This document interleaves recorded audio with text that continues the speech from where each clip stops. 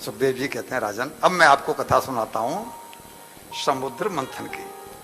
एक बार हुआ ये कि दुर्वासा ऋषि भगवान नारायण से मिलकर बैकुंठ से वापस आ रहे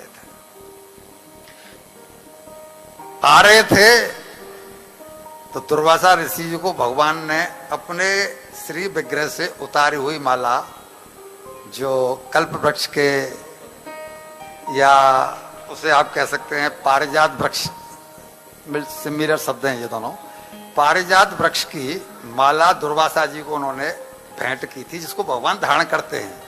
तो जैसे कि हम कहीं संत से जाते हैं, संत अपने शरीर से उतार करके माला हमें धारण करा दे, तो ऐसे ही दुर्वासा जी को कराई। तो दुर्वासा जी उस माला को लेकर के आ रहे थे। जब स्वर्ग लोक में आए तो उन्होंने देखा कि इंद्र उनके सामने पड़ा ऐरावत हाथी पर, और ऐरावत हाथी पर इंद्र है, और इंद्र देवराज है, देवताओं का राजा है। तो वो माला इंद्र को भेंट कर दी कि ये इसका पात्र है। लेकिन इंद्र अभिमान में प्रभुता पाए काहे मद, तो वो अभिमान में था, उसने वो माला ली बजाय स्वयं धारण करने के, और वो माला डाल दी हाथी के सिर पर। हाथी तो हाथी है, और हाथी ने वो माला झटका मारा, माला नीचे गिरी और पैर से कुचल के हाथी आगे। अच्छा, एक बात देखिए, बड़ा ताज्जुब है साहब, ये लोग जो बड़े संत होते हैं, बड़े जो उच्च कोटि के विद्वान होते हैं या साधु होते हैं, ये जिस समय देते हैं कुछ और दे करके उस आदमी पर दृष्टि रखते हैं कि ये इसका क्या करेगा। तो इनकी दृष्टि थी कि इंद्र इसका क्या करता है। उन्होंने देख लिया कि इंद्र ने माला धारण नहीं की अपने गले में, और हाथी ने कुचल दिया। उसी समय उसको श्राप दे दिया कि तू बहुत मद में है, धन के में, क्योंकि ऐश्वर्य है। मेरा श्राप है तुझे कि तू आज से श्रीविहीन हो जाएगा। श्रीविहीन मतलब ऐश्वर्य की समाप्ति, लक्ष्मी का हरण हो गया। और जब लक्ष्मी का हरण हो गया तो दैत्यों ने जान लिया कि इंद्र को श्राप मिला है, और दैत्यों ने आक्रमण किया, और आक्रमण करके इंद्र को हराया, और इंद्र से हरा करके इंद्रासन कब्जा कर लिया, और खुद ये सारे देवता कंदराओं में, गुफाओं में जाकर के छिप गए। और तब जाकर के कुछ देवताओं ने भगवान के पास जाकर के स्तुति की उनकी, संतनो दर्शयात्माना मस्मत कर्ण गोचरम। प्रभु, एक बार फिर हम आपकी शरण में आए। क्यों?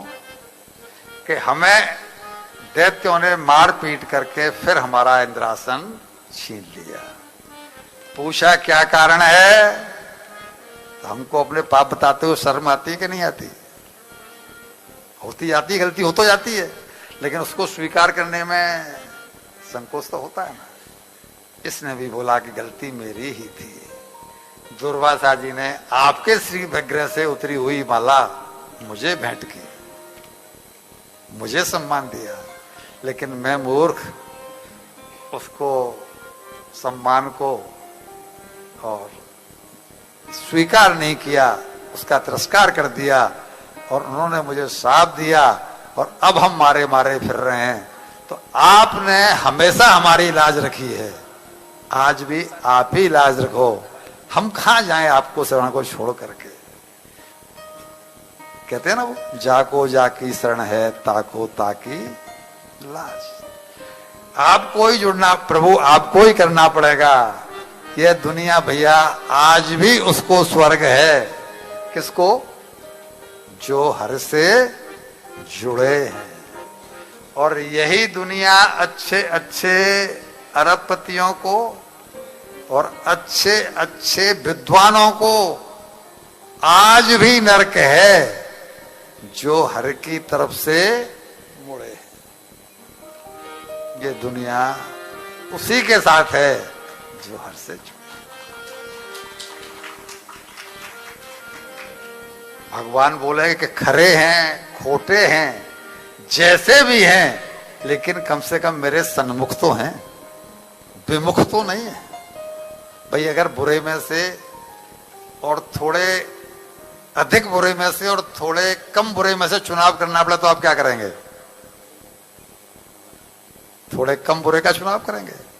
भी ज्यादा है तो भाई इसे छोड़ दो, ये ठीक है, इसमें तो एक बुराइयां हैं, लेकिन हम अपनी बेटी का ब्याह करते हैं, बेटे का विवाह करते हैं, पत्ता मिलाया, बोला जी 36 गुण नहीं मिल रहे हैं, तो बोला 32 मिल रहे हैं। बोला उससे कितने मिले थे? बोला उसके 28 ही मिले थे, उससे 24 ही मिले थे। तो चलो भाई ब्याह तो करना ही है, अब जिसके 32 मिले हैं उसी से। तो भगवान भी वही कह रहे हैं कि कम से कम ये मेरी तरफ है तो सही।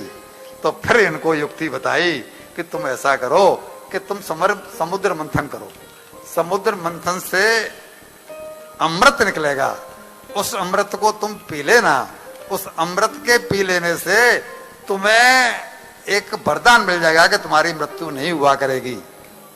दैत्यों के पास ही है। क्यों? दैत्यों के पास क्या विद्या है? दादाजी बताइए, दैत्यों के पास क्या विद्या है? दैत्य क्यों नहीं मरते हैं? दैत्यों के पास क्या विद्या है? संजीवनी बूटी। शुक्राचार्य जी संजीवनी विद्या जानते हैं। शुक्राचार्य जी दैत्यों के गुरु हैं। जैसे ही दैत्य मरते हैं, शुक्राचार्य जी आगे आकर के उनको जीवित कर। वो कभी मरते ही नहीं। देवता हमेशा मरते हैं, पिटते हैं, कुटते हैं। भगवान ने बोला कब कब इनको संभालता रहूंगा, क्योंकि ये तो फिर राज्य पाएंगे और फिर सुरा सुंदरी में मस्त हो जाएंगे। इनके जीवन का दूसरा कोई हेतु है नहीं, क्योंकि देवता लोग नया कर्म नहीं कर सकते। ये नया कर्म करने की स्वतंत्रता हमको है। मैंने पहले ही दिन शब्द सुनाया था, ये हम नया कर्म कर सकते हैं, देवता मजबूर हैं और उसको तो भोग रहे हैं, वो तो उसके लिए गए हैं वहां पर, और कोई कारण उनका हो नहीं सकता। तो वो कहते हैं कि तुम ऐसा करो कि तुम समुद्र मंथन करो, समुद्र में से अमृत निकलेगा और वो अमृत मैं तुम्हें पिला दूंगा, जिससे तुम बार बार जो दैत्यों से हारते हो वो तुम्हारी हार नहीं हुआ करेगी। अभी तुम दैत्यों के पास जाओ,